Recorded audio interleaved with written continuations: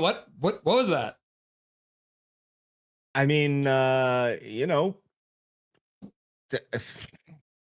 young guys stepped up, right? I mean, it just is what it is. A couple of nice plays that they capitalized on, buried. Räty arguably had a hat trick tonight. Yep. If that's a kicked in goal, then I'm a monkey's uncle. I don't see how that's a distinct kicking motion in any view, replay. Maybe that's a translation issue. I don't want to rag on the French Canadian official, but like, come on, man. That really wasn't a kicking motion, but no harm, no foul, I guess. The Canucks beat one of the hottest teams in the league 4-2. I mean, there's not many teams out there that have gotten 4 goals past the Wall of St. Paul, as they call him these days. That's a great nickname. Yeah, I mean, one of the best nicknames in all of hockey ever. So, and he's earned it already as a rookie. Yeah, his goaltending has put himself. Pardon, sorry. Have you seen a more beautiful assist on a goal?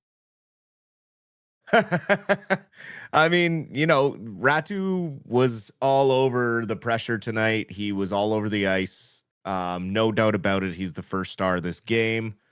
Had an assist as well. So should have had 3 goals and an assist, 4-point game. I'm happy for him. He's been due to kind of break out. He got more ice time tonight due to us being down a centerman.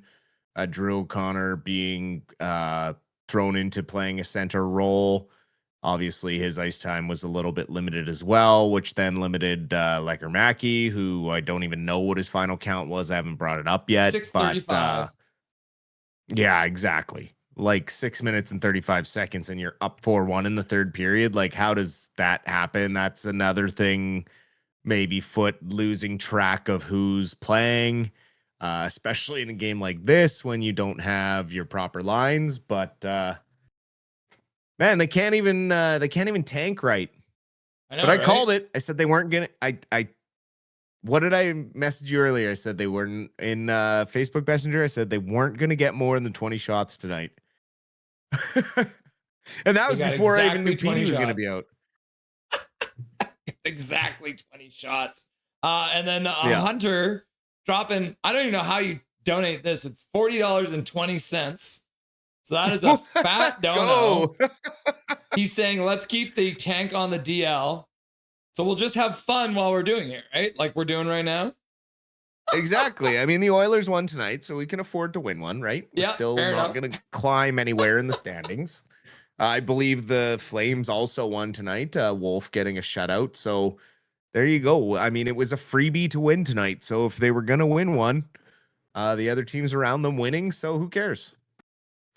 You just knew they were going to win this one, right? Like, this is such the way the year has gone. It's typical Canucks history with, like, when you look up Canucks hockey in the dictionary, everything says they should have lost this game.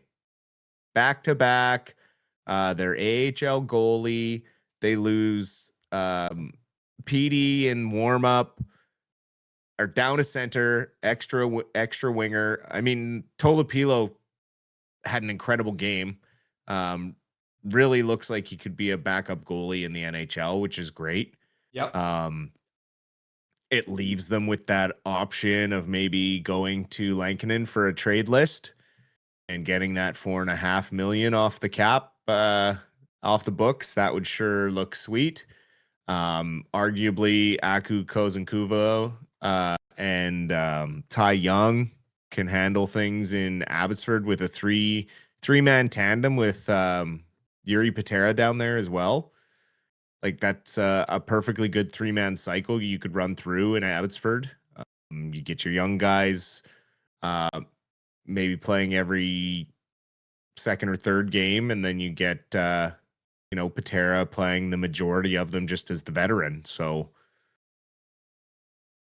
we'll see what happens, but he's absolutely been much better than Lankinen thus far in the games that he's played. So good on Tolopilo tonight. But I mean, the 3 stars for me have got to be Aatu Räty, Tolopilo, and Tom Wielander. Wielander with his first career NHL goal and an assist on the Elias Pettersson goal. Sorry, pardon me.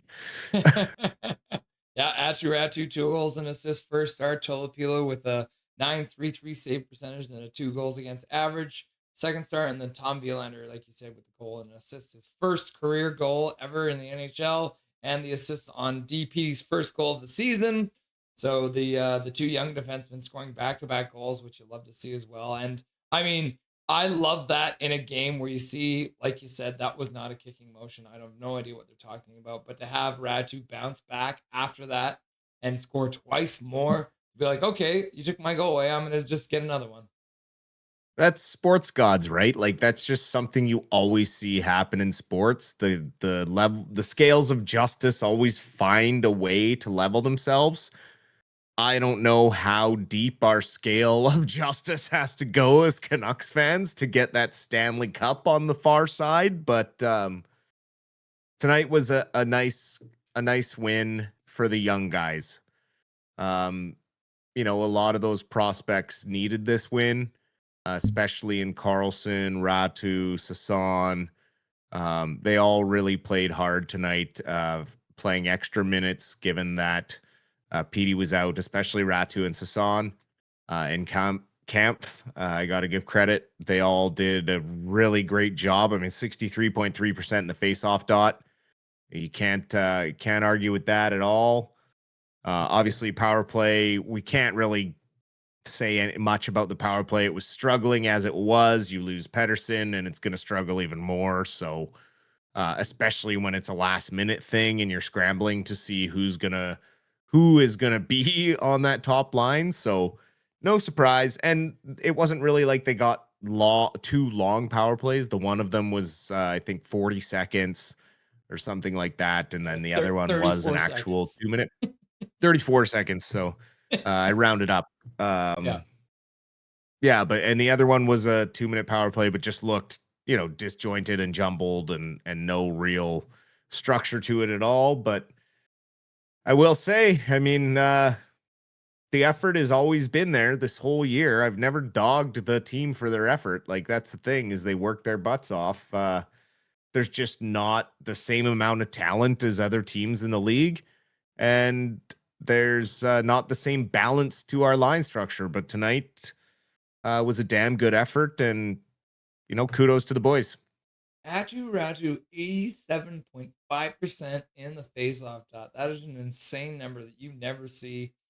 Winning it on both sides, doing this crazy thing where he turns the stick over.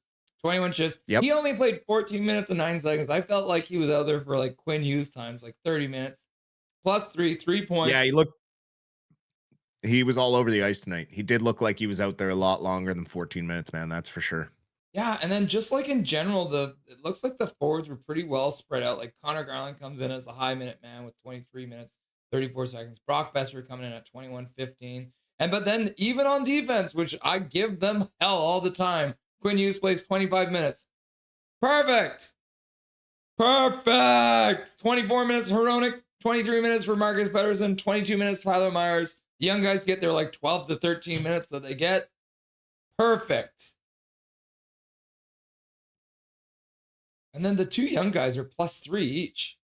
So they were out there for 3 goals. And that was the crazy part, is you essentially have the glorified Abbey Canucks out there, all their graduates skating around together, coming in as a +3. And then you look on the forward side too, Keeper Stewart, Aatu Räty, both +3s as well. Evander Kane too. And I'll take a minute, because I give Evander Kane probably more crap than anyone other than maybe you, Dustin. That play to start the puck up the boards for the Aatu Räty goal, absolutely beautiful. Just simple play. Yep. Box the man out. Play it between your legs to the guy who you know is about to skate behind you. Boom, Aatu Räty skates in and gets his goal. So Kane coming back in the lineup after being sick. It did seem like they dialed his minutes a little bit back, probably as a result of him still getting over his sickness.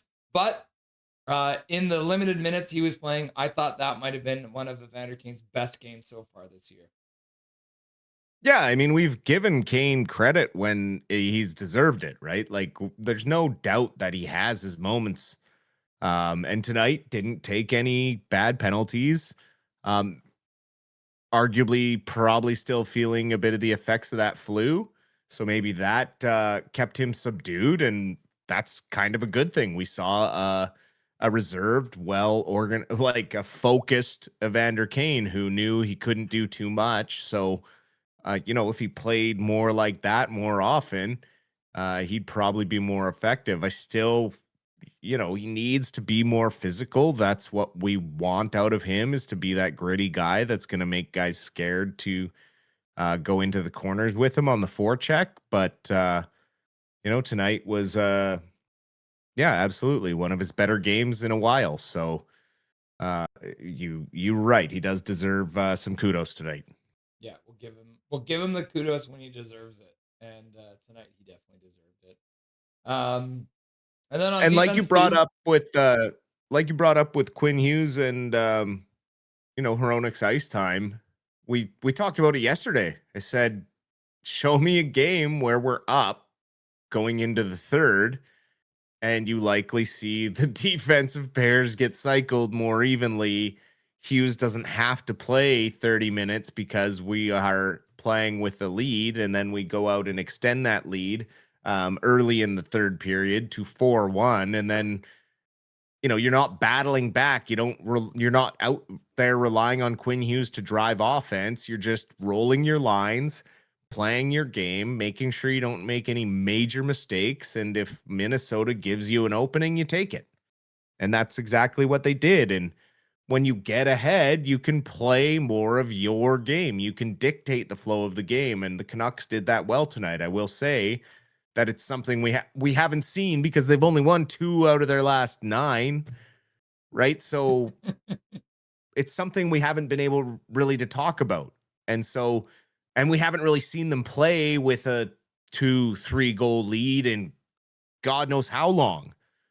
So it was just really nice to see that what we've talked about with how the structure can have the ability to work, and these guys are working hard. Like, as frustrating as it will be for Team Tank, like, this is what Alvin means or Rutherford means when they say they want to stay competitive. Minnesota's a very good team, and we just beat them 4-2. And, convincingly. I will say we didn't have a ton of shots on net, but the shots we did get and the chances we got were mistakes that Minnesota made, and we capitalized on them tonight. And that's what you have to do against teams like this. I mean, they ice the puck, you win an important faceoff in Aatu, clean back to Wilander, who gets it straight across to Junior, who wrist one's home right after Wilander has gotten his first off a really nice cycle play. I gotta say, Linus Karlsson, keep him in the top 6, man. His patience with the puck and his ability to slow down just inside the blue line. We saw it yesterday as well on the goal that he set up, or the chance that he set up.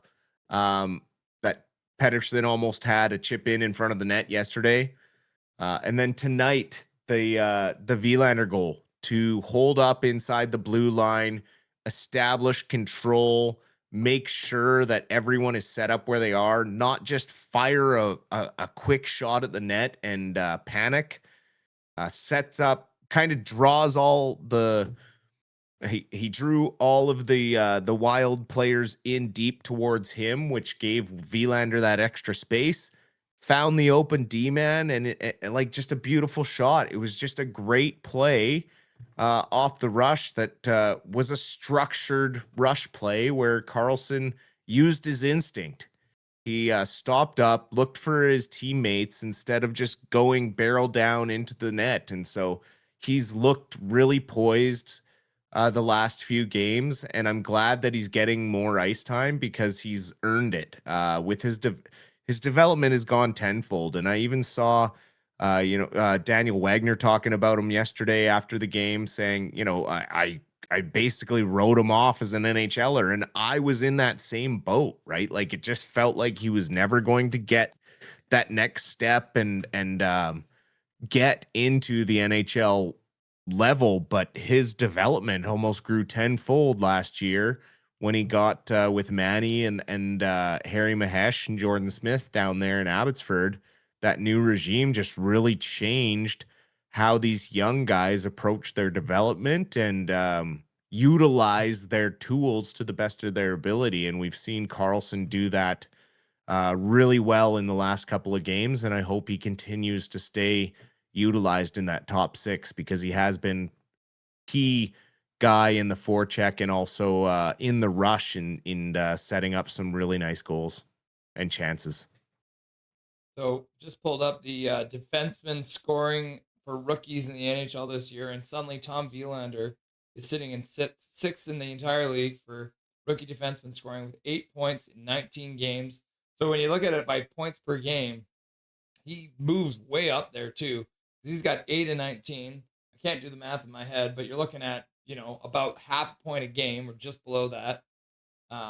Compared to some of these other guys, like the one right above him, Sam Rinzel's, has 8 points, but he's done it in 27 games. So he's played 8 more games. So the graphic was shown earlier in the night where essentially right now Tom Wielander is playing an incredible offensive rate as well, which you don't see very often from these rookie guys. So Tom Wielander turning it on, getting his first goal. And then Marcus Pettersson too, right? We gave him so much hell for that first goal because he played that 2-0 terribly. I think after that goal, Marcus Pettersson turned his game around. He had a bunch of good block shots. He had a bunch of good sticks in lanes, and so I'll give props to for Marcus Pettersson from going from being the GOAT to and not in the good way, going from being the butt end of a joke to now being the GOAT by the end of it. So props to the defense all around for pulling things together. Absolutely. And we will say, he did have the cross-checking after that defensive gaff early in the second period. But after that little sit in the box, then yes, he did really turn his game around for sure. Yeah. Connor Cahill, a question for Mr. Paragraph Pro. Who made the dumbest mistake tonight? Their goalie or their soon-to-be most expensive player in NHL history? I'd say the turnover to Aatu to make it 4-1 is probably a more egregious mistake than Kirill the Thrill making a cross check late in the game. Yeah. That makes just it that much. It's only one goal more, but when it comes early in the third, when you're trying to kind of, it's the difference between it being 3-2. If you get that goal, is a lot easier to kind of play the rest of the third period rather than being down 4-1 with 15 minutes to go, because then you're kind of looking at, okay, we got to get 3 goals every 5 minutes. You're breaking it down.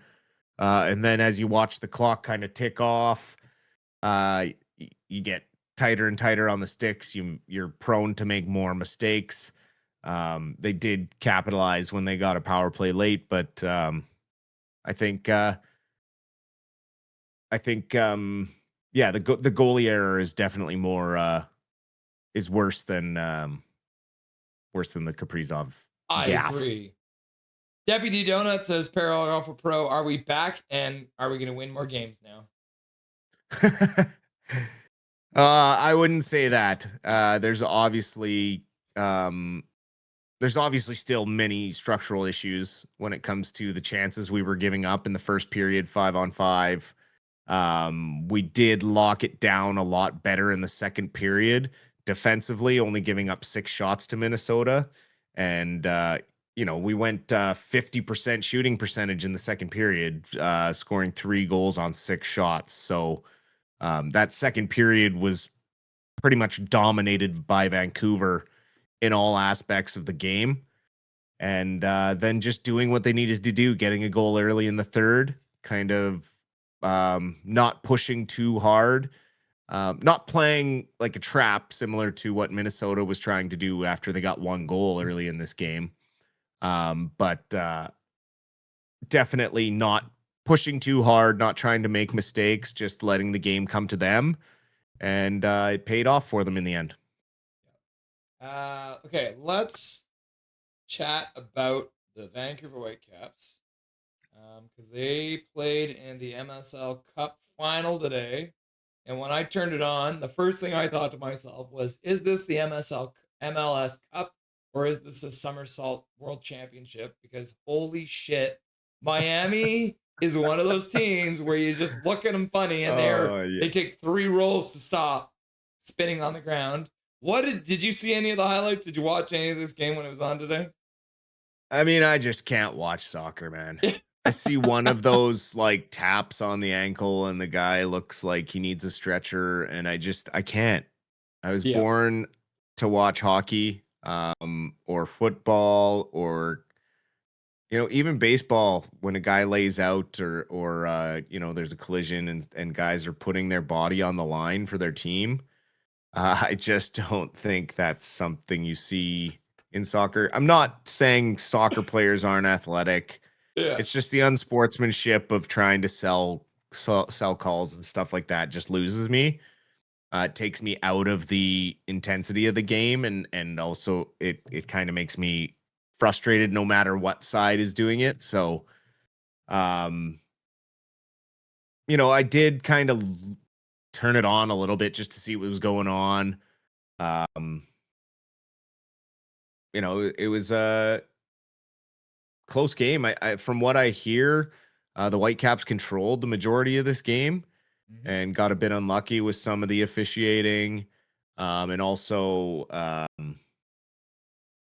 just a defensive gaffe, letting Messi get behind them and setting up a nice goal to go ahead 2-1, and then a late one in extra time for Miami to finish this one off. But kudos to the Whitecaps for getting that far.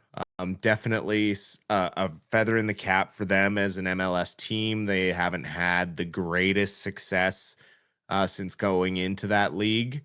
And, a lot of their players are, I believe, under contract for next season. So they can only kind of grow from here. They have something to push for and strive for. So hopefully, they can get back to the championship next year and find a way to get it done. Connor Cahill with a $5 dono. I was a soccer fan growing up, but I'm more happy to say hockey players make them look like pussies and overpaid prima donnas, men against twats. Thank you. Amen. Yeah. Well, I watched some of it. I was flipping back and forth between that and the PWHL Goldeneyes game, which we'll talk about in just a second here. But what I'll say is the first goal that Miami scored was it was a self goal essentially. So, there's Dustin's beer. It's for Calvin. It's for Calvin. It's not a Caribou. It's a Cinco tequila jalapeno pineapple. So just wanted to clear that up. Yeah. So the first goal Miami scored was an own Caribou. goal. Come on now. So there was a cross goal, and then Vancouver tried to clear it and ended up putting it in their own net. So the first goal was literally an own goal, which is tough to take. And then the second goal that Miami scored was that one you said. Like the guy just it's like almost he stopped playing for a second with the ball and then just gave it right to Messi, and Messi sets up a goal to make it. And then later on when Vancouver was pressing, Messi sets up another goal to make it 3-1. So and the Vancouver did get unlucky. They hit a couple posts, right? So and if you ask anyone, Miami is that kind of team. They will roly-poly all the time. So tough loss for the Vancouver Whitecaps, but like you said, good steps in the right direction for them so far in their quest to get an MLS Cup. I can't say that properly. Absolutely. Vancouver Goldeneyes. Taylor, for sure. Absolutely. European hockey players, even Canadian hockey players, all hockey players. They're divers on every team. Unfortunately, it's almost getting worse in the league, and it frustrates me just as much as when I see it in soccer.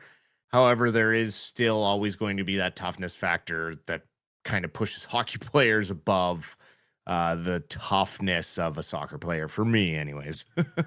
To each their own. I'm not knocking people who enjoy it and are fans of it. I get being a passionate sports fan and I'm never going to say you shouldn't watch soccer. It's just not something that's for me. Yeah. Sensei DMY, do you think even though the skill of Hughes, Petey, Sherwood, and Garland are undeniable good, do you think we overpay them, which in turn leaves them without the extra jump in their step and spark? I think Foot has been, a victim of not rolling his lines well enough. We've seen that trend with the fourth line kind of getting buried in the third period, especially when we're playing from behind. So I think it's more of a product of, the coaching needs to do a better job of balancing the players out and getting some fresher skates out there and giving the guys an extra 30 seconds, right? Like you got to be able to trust your fourth line to go out there and play a 30-second shift for you to give your top line a rest. You got to be able to trust that bottom pair as well. And the young guys looked real good playing together tonight. I really liked how Vilander and DP played. And I think actually DPD plays better with younger players because the speed they play with it matches up. So I really liked that combo, and we talked about hoping to see them earlier in the season as a bit of a pairing. So now we're getting a chance to see that, and man, they looked damn good tonight, especially 5-on-5. Liked what I saw. So DPD getting sat down for a few games, getting sent down to see Coach Manny and have a little chat with them and play top line minutes for a night on Wednesday.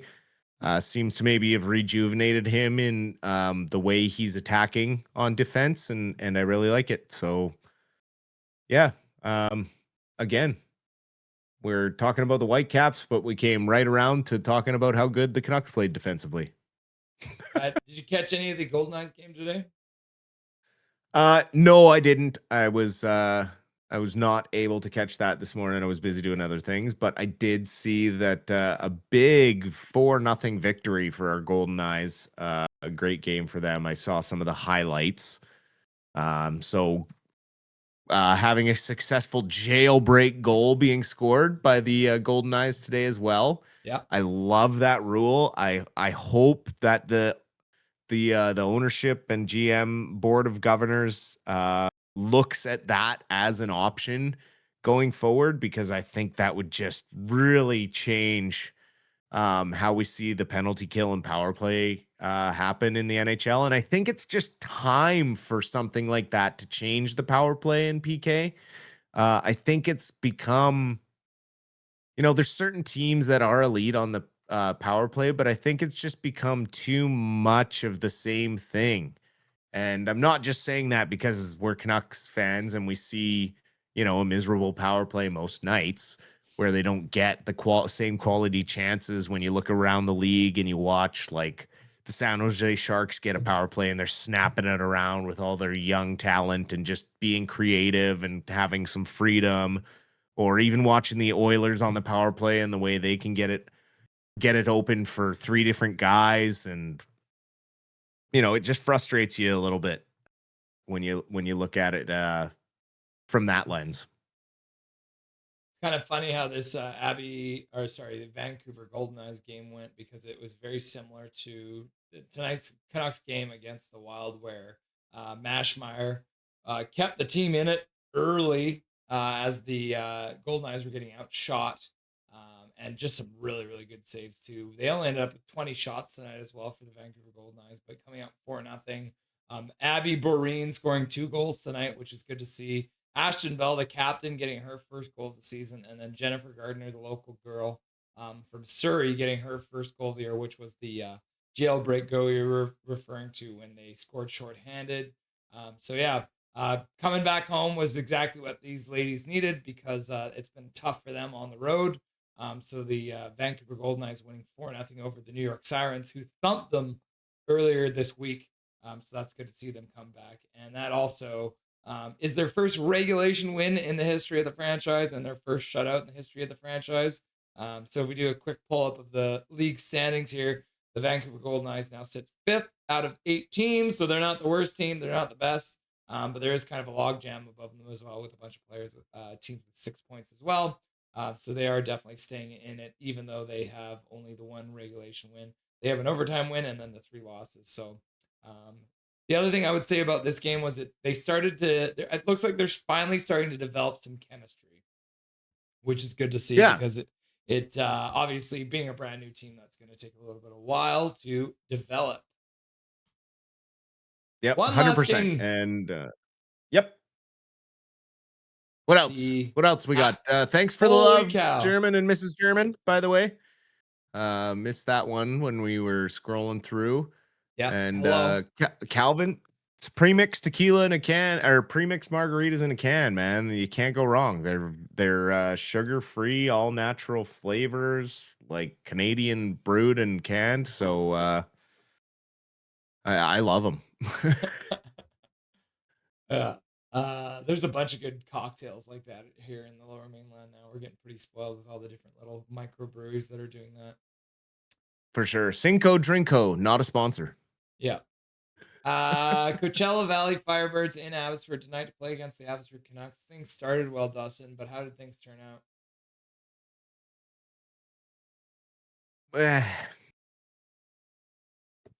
What do you want me to say?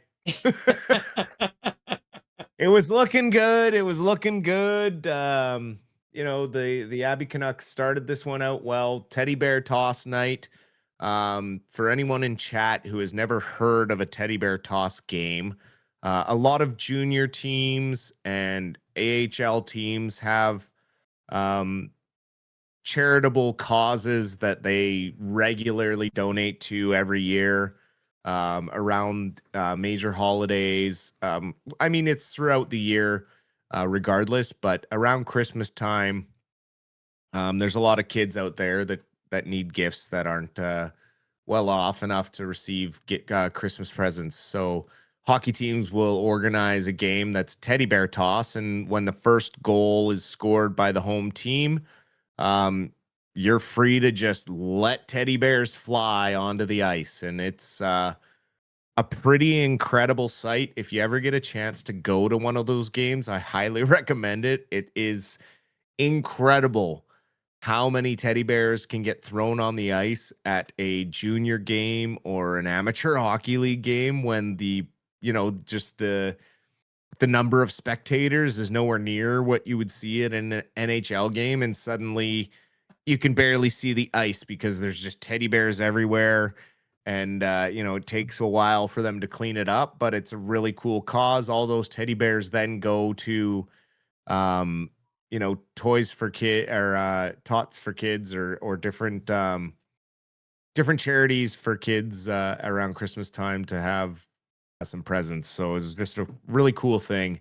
And Niels Oman scoring that goal, opening the scoring of this game on the power play with the assist to one Jackson Coons. And then unfortunate too many men penalty put the Abbey Canucks down a man. Calgary, it's not Calgary, sorry, we played them the other day and their logos look so similar. This looks like the red W and it always throws me off. Coachella able to even the score 1-1 on the power play. Jaeger Fergus with his 10th goal of the season on the power play. So a very good young prospect by the looks of things in the Seattle system on this Coachella Firebirds team. And also, what a name. Jaeger Fergus is just another all-name team name tonight. We're just finding some really cool ones. I would never want to see Jaeger Fergus and Jackson Coons on a line together because that's just a recipe for disaster for any announcer out there. Even to see them playing against each other, my heart goes out to Brandon Assel tonight. He probably had his work cut out for him announcing a couple of those ones. So the Abbey Canucks would regain the lead before the end of the first period. Jimmy Schultz getting his first of the season with a quick little wrister to beat the Coachella goalie. They would go into the second period. Early in the second period, Mackenzie McEachran would get his fourth of the season from Ben Berard, and Victor Mancini getting his second assist down there in Abbey as well to extend the lead to 3-1. The third would not go so well, though. A minute into the third, one Mr. Jaeger Furcus finding the scoreboard again, getting his 11th of the season, cutting the lead to 3-2. 18-26, I believe, with the goalie pulled. They tie the game 3-3 with a minute and a half to go. Overtime would solve nothing, and unfortunately, this one in the shootout, Jiri Patera not able to stop the first two Coachella shooters. They would find the back of the net. Ulrichsen would not score. Ben Berard would. Patera would stop the third Coachella goal shooter, but Niels Oman not able to bury one to extend the shootout. So the Abbotsford Canucks lose this one in a shootout 4-3 after taking a 3-1 lead into the third period. Pretty uncharacteristic of this team, as they have been pretty solid defensively 5-on-5. So a little bit of a tough one. I'm interested to see how. I got to look into the highlights a little more and see how these goals transpired. But unfortunately, yeah, these ones just gave it up late and couldn't hold on. So tough one. Down there, down the I-5 tonight, or down Highway 1. There's a reason that Jiri Patera was the second star of the game, because the Coachella Valley Firebirds fired 45 shots at him, and he stopped 42 of them. Standing on his head to give his team a chance. Yeah, by the time he got to the shootout, he was probably out of gas. yeah, Hundo P. So yeah, and then Jaeger Furk is also assisting on the third goal. So essentially, he had points on all three goals, so he ends up being the first star of the game. Where the hell are the stars have vanished off the screen? Oh my god! I'm just gonna give everyone a stroke by trying to find and then third star is from the Coachella Valley Firebirds one, Tyson Jugnoth. Yeah. So some incredible names on the Coachella Valley Firebirds. I mean, look at Jaeger Furcus's picture too. Like, is that not someone who just looks like their name would be Jaeger Furcus? Yeah, he's a ginger. Oh my god, and he's got a mustache. I mean, I didn't want to bring that up. I mean, gingers are people too, but like, man. Hashtag at least they got a point. Hashtag at least they got a point. You know what? They're working their butts off down there in Abbotsford. They're doing what they can, but not enough tonight. Patera, like you said, stopping 42 of 45. Just not enough. Not enough. The Abbey Canucks will play again tomorrow against the same team in Abbotsford, so it'll be a back-to-back. It is a short turnaround day. We'll be playing them again at 4 o'clock tomorrow. So less than 24 hours in between those two games. So looking for it's their 5th anniversary game, so they're celebrating their 5th year in the league. So they should have some special festivities there. We won't be live for that one because we need to take a day off, because on Monday, the Vancouver Canucks will be playing against the Detroit Red Wings, which apparently Connor Cahill is going to be at. So that'll be a 7 o'clock start. So we'll be live for the... Well, Connor asked us a question. He said he's gone twice and the Canucks have lost, but should he go or should he stay away? And I'm saying, no, you should go, because you know what they say, Connor, is the third time is the charm. So I think that those Vancouver Canucks are going to bring you a victory against those Detroit Red Wings. So you should absolutely go, enjoy your night. And if you have the ability, check in with Russ from live from Rogers Arena. We love to have it. We love to have chat members come on the show when they're at the game. So yeah. I'm sure Russ would love to have you. Just being producer now and booking guests for him. So let us know what you're doing. But obviously we will be here live watching that game as well. Mrs. Paragrapher Pro in the chat updated the name from Gank Muffin to Mrs. Paragrapher Pro. So we all love to see Katie in the chat. Always good to see Katie in the chat. Yes, we figured that it was time to get rid of Gank Muffin. And just plain old Katie was taken as a handle. So yeah, who would have thought? Who would have thought? Dustin, is there anything you want to say to chat before I let you go? Appreciate all the questions tonight. Appreciate your comments. And I hope everyone has a great rest of their weekend. Enjoy your Sunday.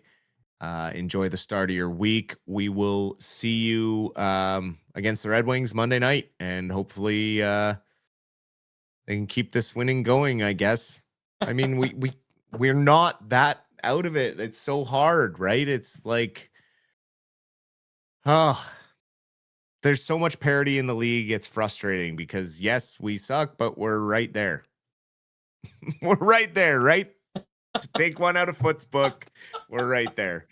I had to say it. Anyways, I hope everyone has an awesome rest of their weekend. Enjoy your families tomorrow. Thank you, as always, for the love and support. Russ, thank you, as always, for everything. And I hope you have a great day tomorrow. And we'll talk to you soon, bud. Awesome, brother. Enjoy your Sunday. We'll talk again soon. Cheers. Nothing is perfect.